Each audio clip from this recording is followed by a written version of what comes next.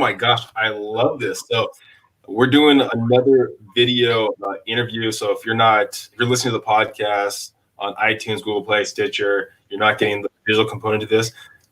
One thing that people that are watching missed out on is I got to see behind the scenes. And we have Turk Akbay today. I saw him jumping up, getting himself psyched out, getting ready to go for this interview, and I loved it. So, Turk, you are a catalyst coach, and we've had a lot of coaches on this podcast. What separates you from the other coaches? Hey, Vinny, thanks for the platform. Thanks for a warm welcome and introduction. I work with, I'm a coach, and I use multiple coaches. So what I think really differentiate me, and of course, it's always based on the perception of the receiver.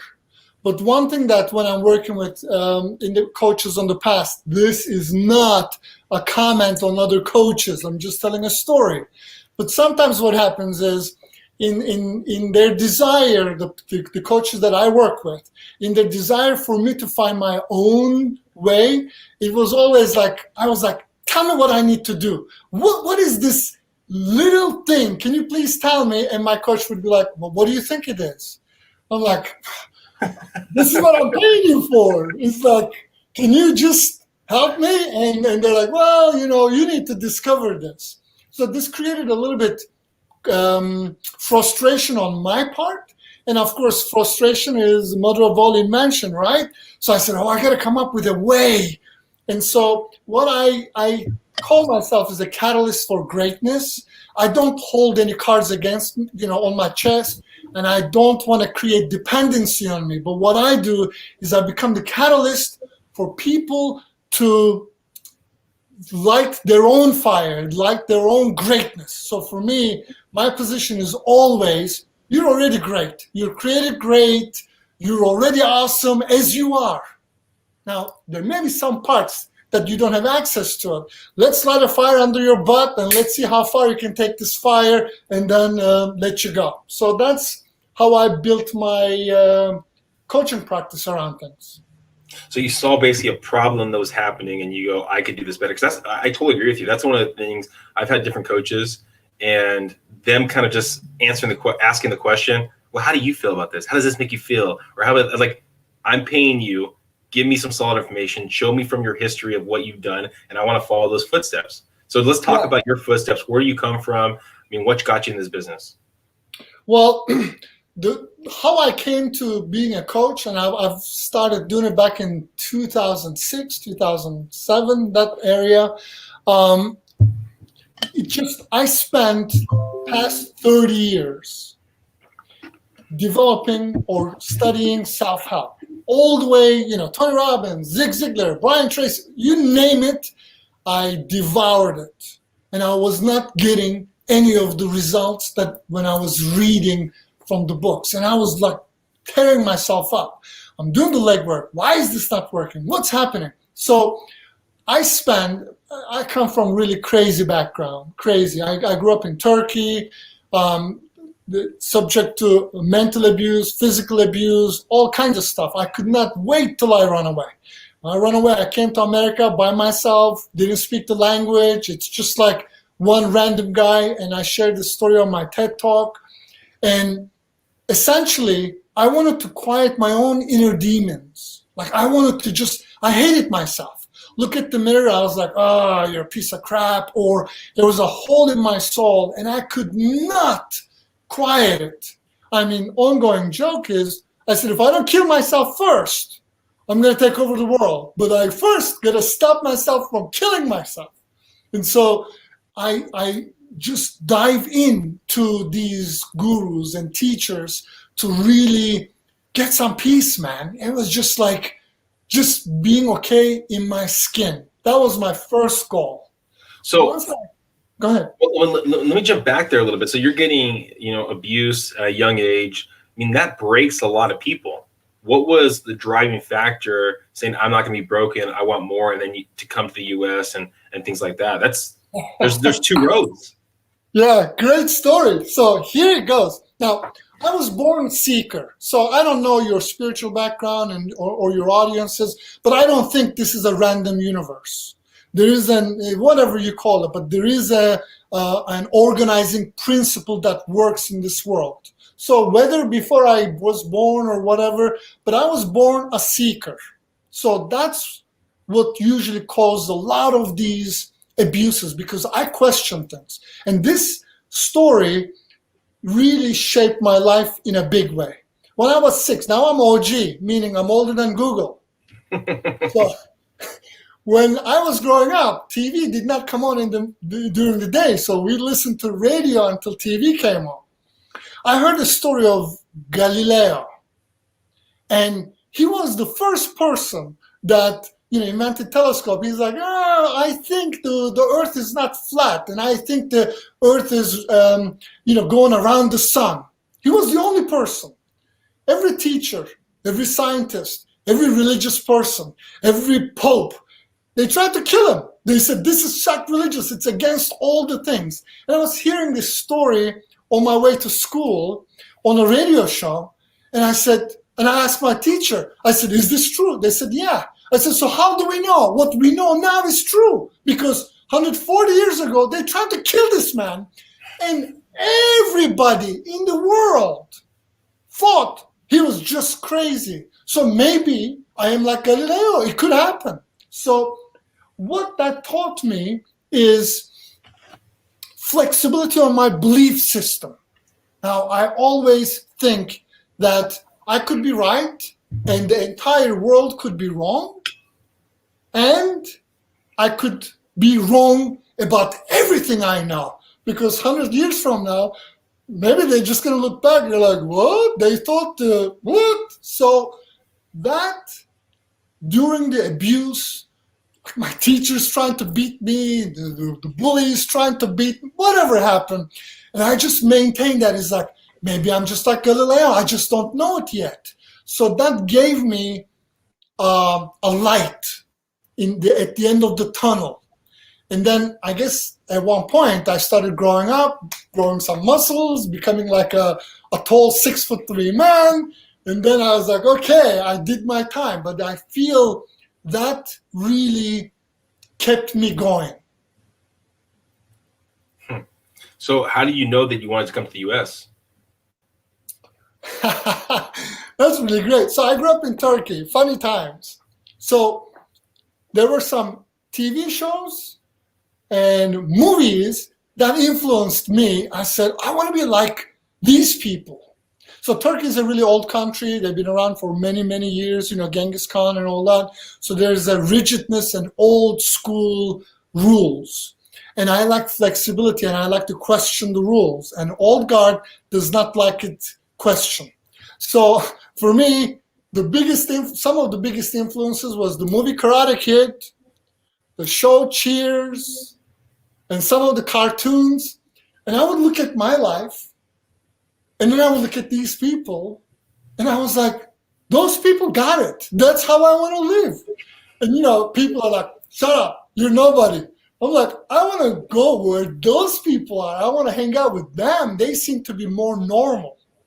So that was my desire to come to America. And a week after my 17th birthday, I came here, a phone number to call, $200 in my pocket, and a suitcase just showed up. Didn't speak the language. Like, this was not possible when I came. I just knew yes and hello. A true immigrant story like so many of us. I'm assuming, like your ancestors.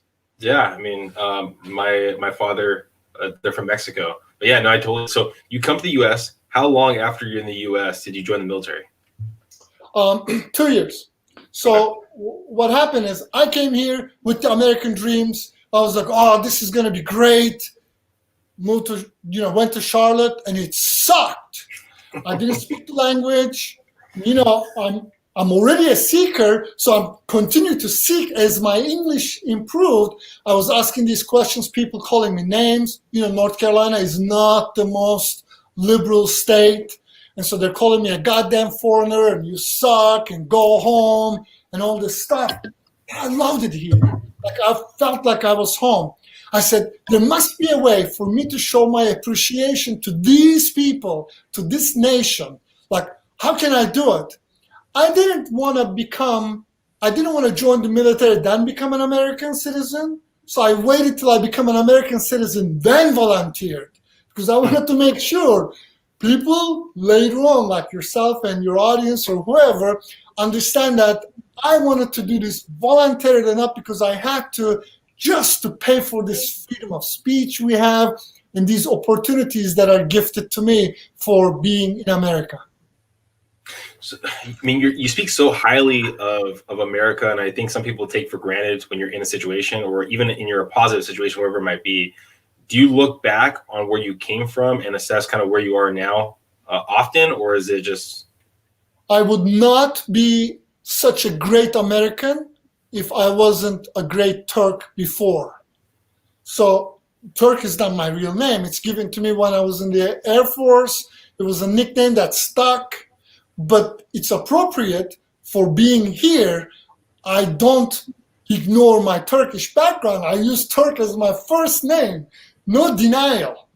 But it's different. It's a young and old, it's like an old tree and a new tree, whatever you want to do. It's just, it's different. But I am melding of both. And I think my Turkish upbringing really made me appreciate all the things that people who are born here sometimes get to take it for granted.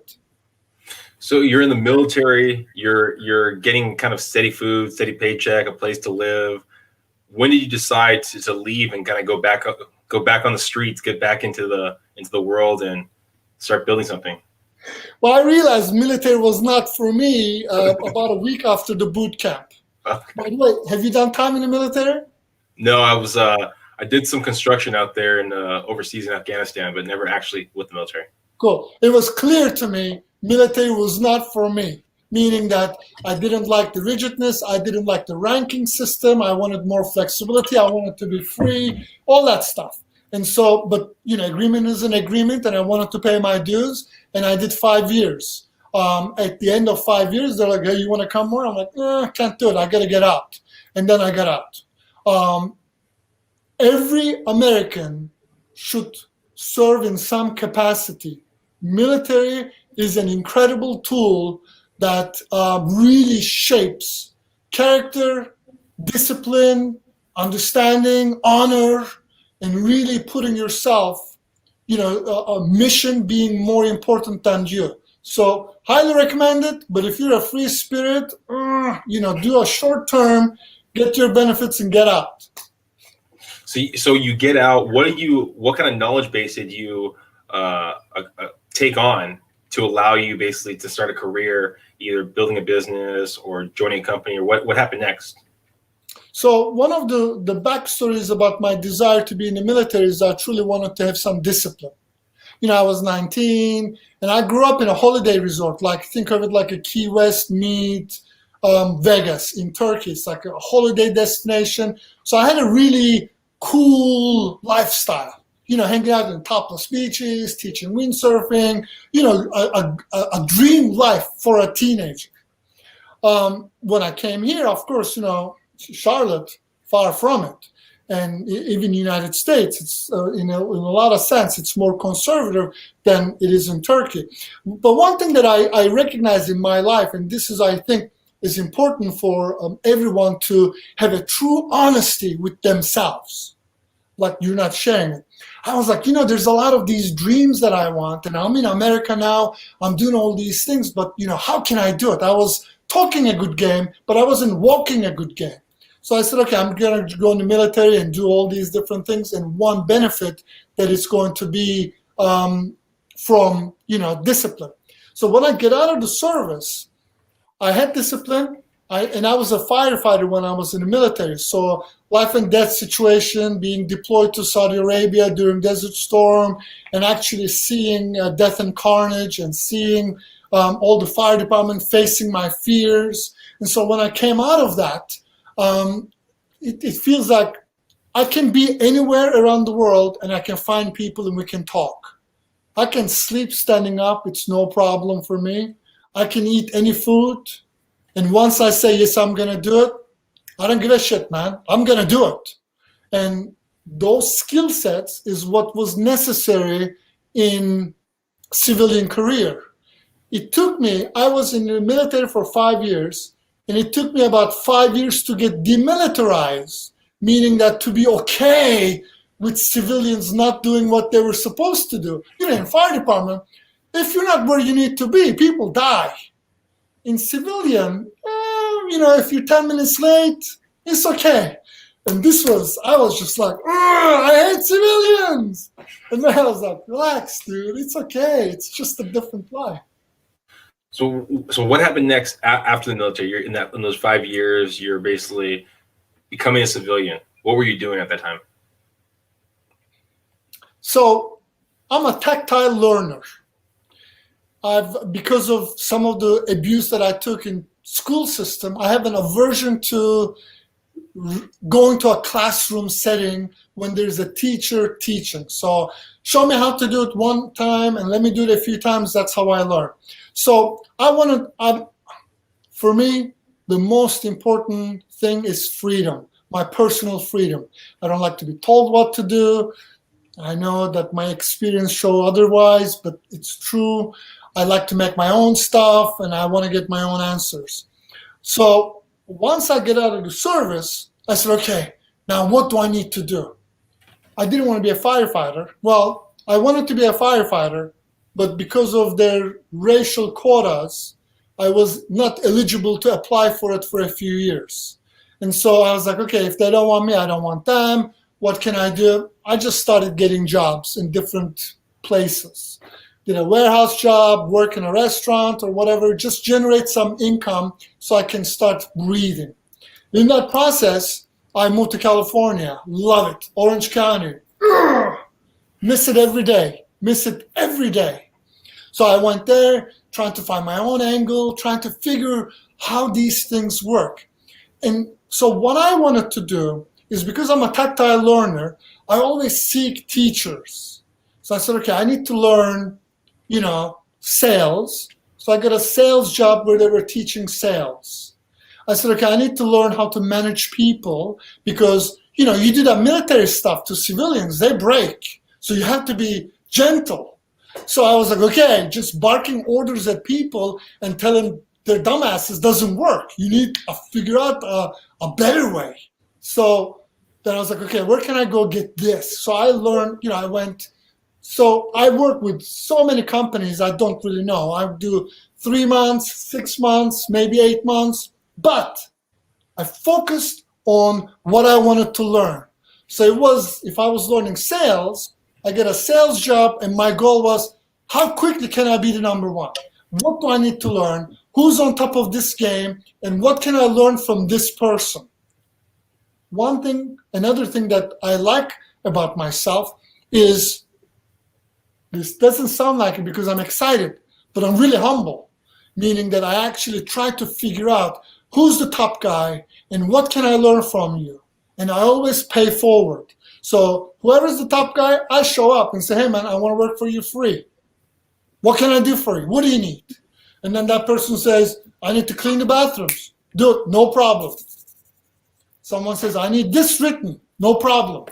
Whatever. So if I'm learning from you, you tell me what I need and I'm going to do it. It's like apprentice or kung fu back in your, it's just like being with the wise man and get the information, fair exchange. Once I have it, say, hey man, you got good time? I got good time. I got to go. And then start something, fail, and then I go, why did I fail?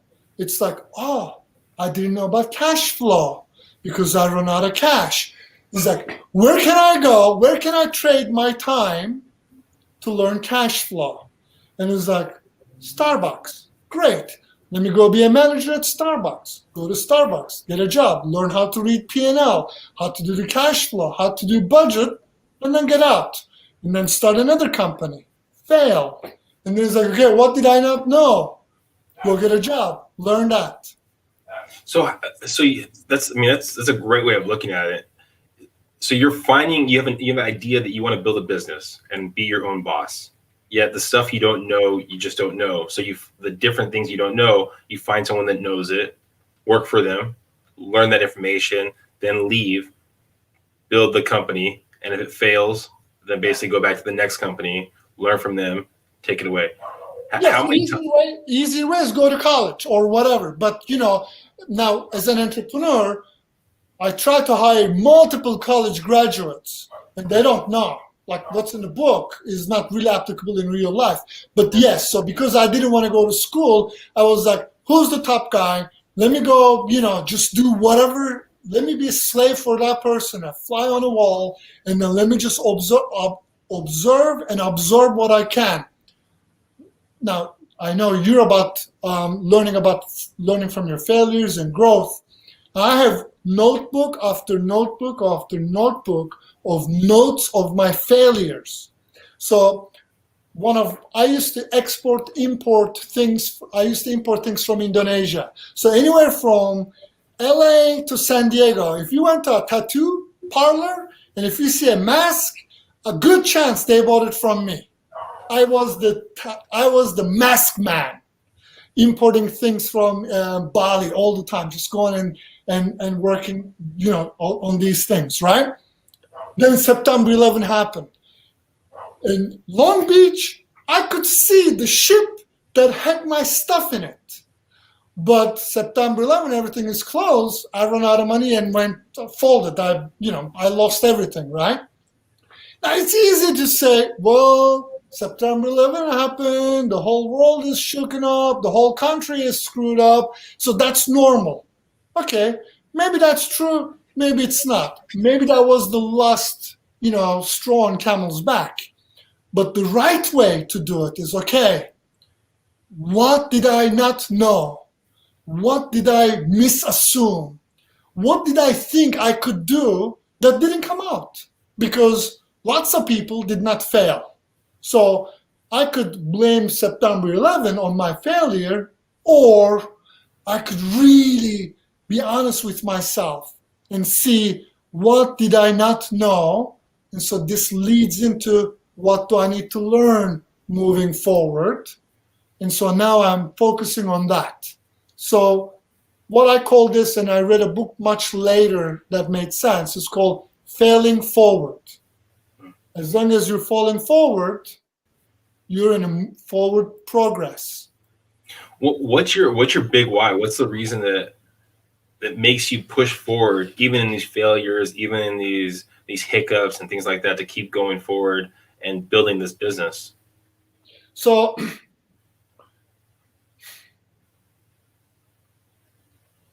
there was a conversation one day when I was relatively young, teenager. I said, I want to help people. There's like a room full of family and friends, like these people who care for me.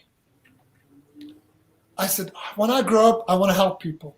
And everyone in the room started laughing. They were like, They're like, if you become a handle to an axe, they're like, you should consider yourself happy.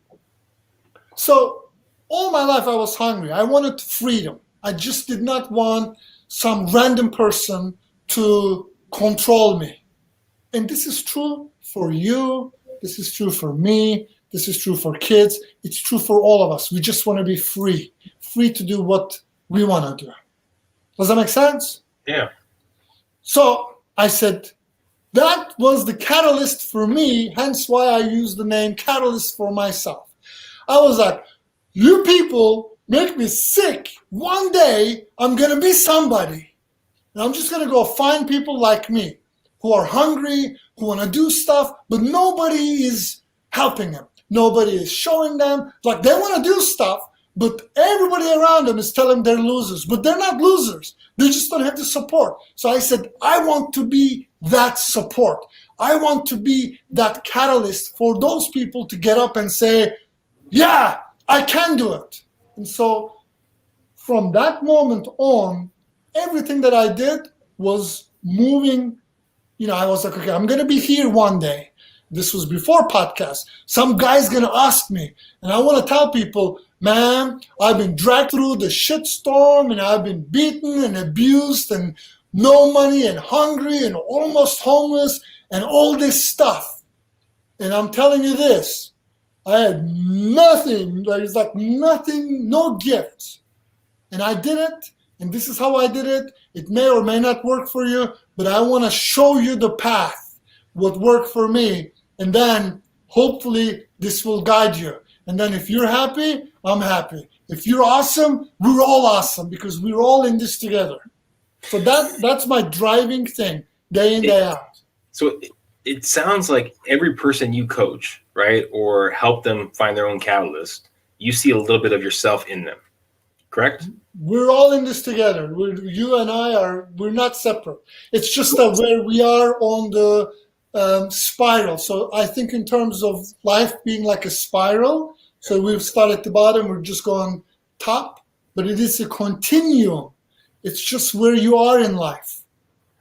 So one thing that talking to a lot of business owners, a lot of people that have this passion to kind of give back and help people get to where they are, get to even higher than they are, is the number, the amount they charge people for the coaching. And I know we haven't got into this, and that's always a tough thing because I talk to a lot of people that look at it more of a kind of nonprofit, but then they also have to look at enough money to survive for themselves.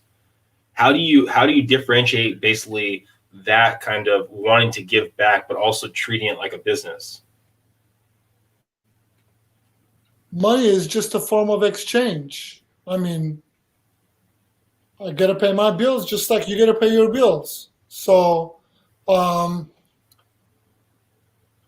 Franklin said, everybody pays for their lessons. Yeah. Right? Whether you pay for your lessons or you pay for somebody else's lessons. So I think when I hire coaches for myself, and as a coach, what I want to do is I want to help my people to earn 10x. So if you pay me $5,000, you should get 50 grand from that. If you pay me $1,000, it should be 10 grand from it. If you're not, I'm not the coach for it. And if you're not the client for me. So when I'm working with my clients, I usually don't start it early. So my clients are already understanding about, meditation, the things that they're doing. So I usually meet with people in their lives where they don't need to be convinced to have somebody on their corner, sometimes kicking their butt, sometimes pulling them up, and sometimes helping them up. Does that make sense? Yeah. So it sounds like that the value of what you offer to your clients, and that's how you come up with basically the number. You know that you're going to get them 10x of what they're going to pay you. So that's how you can say, hey, this is the number I'm going to provide for you. Yes. Yeah. So for me, it's 10x. How much I charge for it changes based on how much people want to, how much I'm holding their hands. But it makes no difference where they're in their life. Either way, their life is going to be 10x. If not, there's a flaw in the system, and there's not a flaw in the system. Makes sense. Now from that person that came over from Turkey to the U.S., I mean, is there any kind of advice you would give to the person? Maybe it's not even you, but an immigrant that's coming over here to the U.S. and trying to start a new life for themselves. What kind of advice would you provide?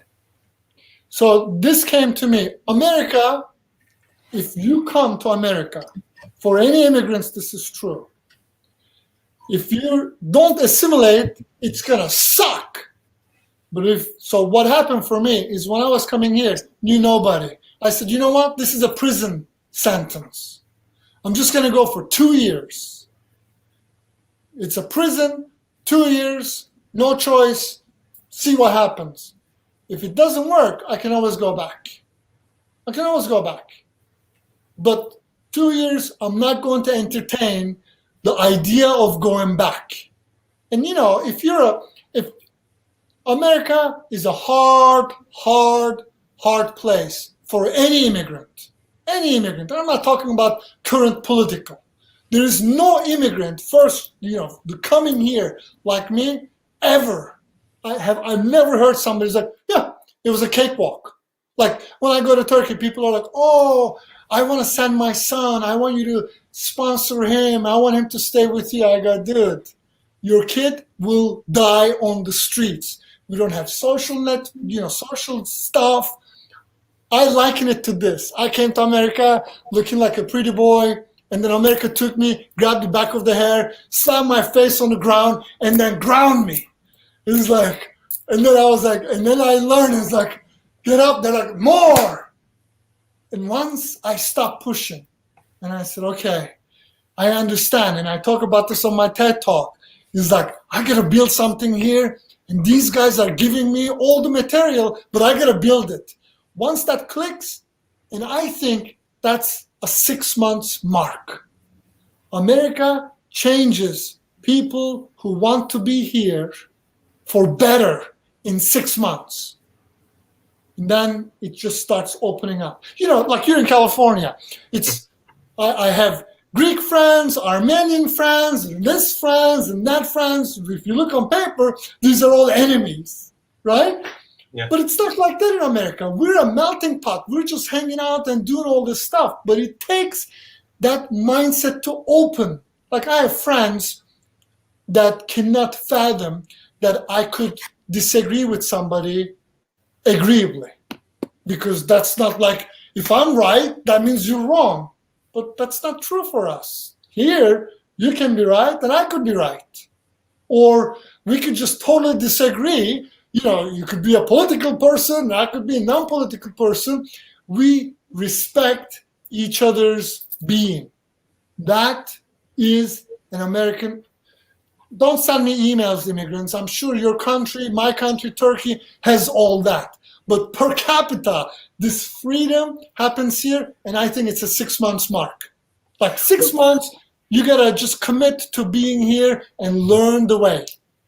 It sounds like, because your idea of just jumping in, being fully involved, fully focused on what you're doing, that doesn't only seem like with your immigrant background, but also in the stuff you've done. When you start a business, you know there's an issue there. Okay, I guess I'm fully forced. I got to figure out what this issue is and how I can fix it. And then it goes to the next one. I mean, it sounds like in everything you do, you jump with both feet in the water. Yes, that is true. I don't test the water with my toes. It's just like surfing in California. If you're doing it slow, it's tough. You're just going to run and jump. I mean, that's how it goes. But you have to have faith. Not talking about religious.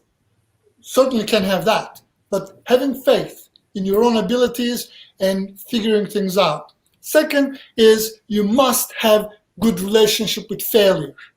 I think because I was a failure and I was called a failure and a loser and nothing and a dirt and all this stuff, I essentially accepted the fact that nobody cares. What I mean by that is, now I studied Buddhism for a long time. I studied all religions, so I'm a seeker. But when I was studying Hinduism, Buddhism, and I traveled in Asia, there's an acceptance. They call it Tao, the way.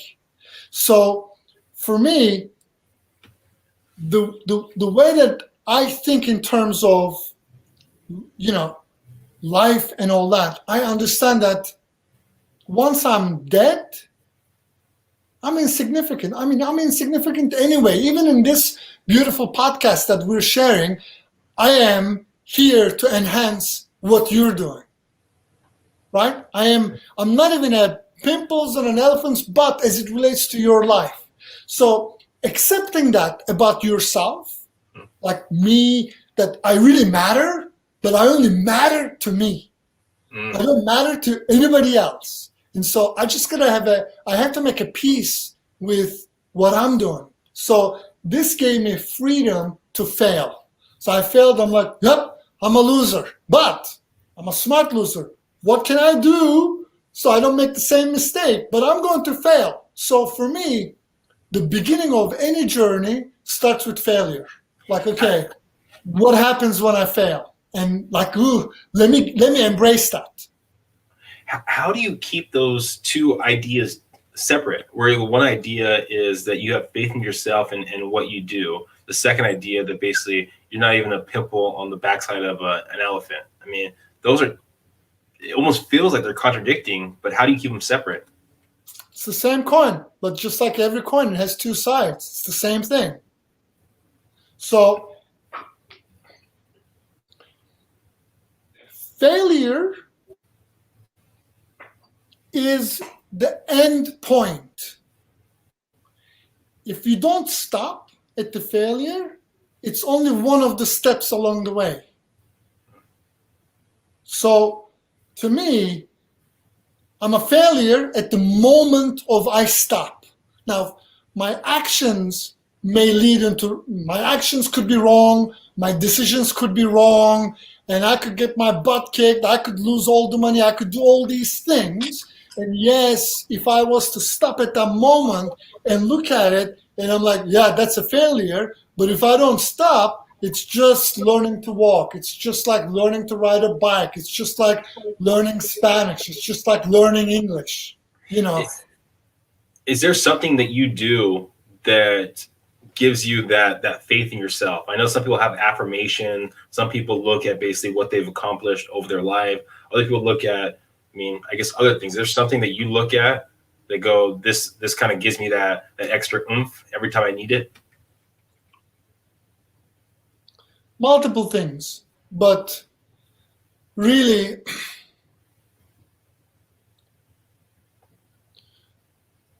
going back to Galileo, I understand the flexibility of all the things that I'm doing and unimportance of these massive things in my life.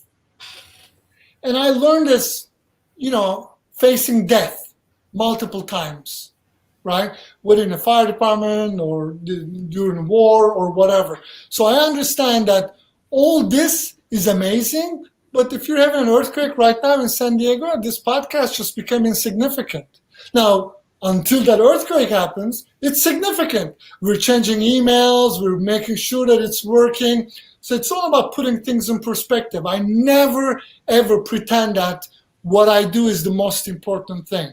Now, it's the most important thing to me, but that's because I'm doing it and I wanna show up, and I believe that I'm a manifestation of a greater good, that this is here doing the legwork for whatever, maybe, 10 years from now, somebody's going to be standing on my shoulders and they're going to be saying, yes, thanks to Turk, I was able to do this. So I detach myself from the results of the actions that I'm taking.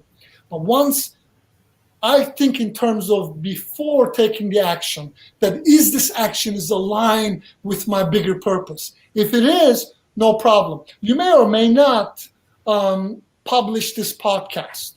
You may think it sucks. I don't think so. But you know what I mean? I'm detached from your interpretation of this and saying, this fucking guy is an idiot, and delete it. I'm just showing up as myself, and I'm like, okay, what am I going to do? I meditated. I said, this guy works with entrepreneurs, works with realtors, and honestly, he wants to learn about mistakes and how to move forward. And I said, I'm just going to show up, and I'm going to share it. And if people think I'm an idiot, I already think I'm an idiot. Man, you know what? If someone's listening to you and thinks you're an idiot, man, I think they're listening to the wrong podcast. Well, I appreciate you, Turk, being on here. If someone's looking to reach out to you to get more information, it's the best way. I think we have your website in the description. Any other ways else? Yeah, turkakbay.com gets to me. That's good. And then if you want to plug my book, The Number One Habit, and that's my new book. It's a trilogy, but this is the first one. Look how thin it is. Oh, How many pages is that? Under 100. My editor is like, you need more. I go, no, people need less. He's like, you need to put padding. I said, dude, I hate padding. He's like, give me the information. Let me roll with it. And we were like this. Like, Mark, you have to sign a paper saying that I warn you. I'm like, no problem. But this is, again, you got to have faith, man. Like, to me, and I think, you get this, and I hope your audience gets it too. No one needs more information from other people.